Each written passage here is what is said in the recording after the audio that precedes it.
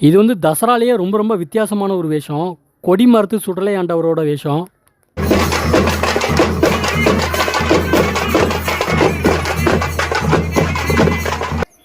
இந்த வீடியோவை பார்க்கும்போது இவர் முகத்தில் மாஸ்க் மாட்டிட்டு இந்த வேஷத்தை போட்ட மாதிரி இருந்தது. ஆனால் இது மாஸ்க்கு கிடையாது, வெறும் சாயப்பொடி தான் பூசியிருக்கிறாரு.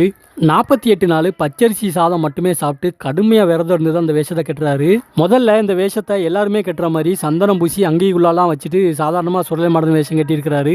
ஆனால் சாமி வந்து இவர் மேலே இறங்கவே இல்லை, சாமி அது வந்து ஏற்றுக்கிடவே இல்லை. அப்படிங்கிறதுனால சாமி கனவுல தோன்றி எனக்கு இந்த மாதிரி உருவத்தில் நீ வேஷம் கட்டு அப்படின்னு சொல்லியிருக்கிறாரு.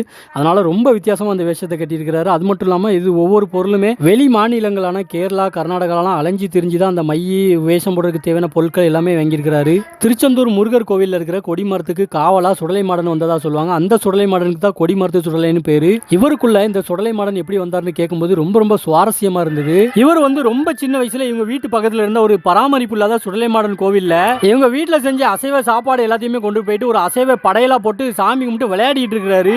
இவர் விளையாட்டுக்கு போனாலும் அசைவ படையல் போட்டு சாமி கும்பிட்டது சுடலை மாடனுக்கு ரொம்ப ரொம்ப பிடிச்சி போச்சு. அதனால தான் இவர் மேலே இறங்கிட்டாரு. இவரை பற்றியும் இவர் போட்டிருக்கிற இந்த கொடி மரத்து சுடலை ஆண்டவரை பற்றியும் இன்னொரு வீடியோவாக பார்ட் 2 நான் போடுறேன். தேங்க்யூ ஃபார் வாட்சிங்.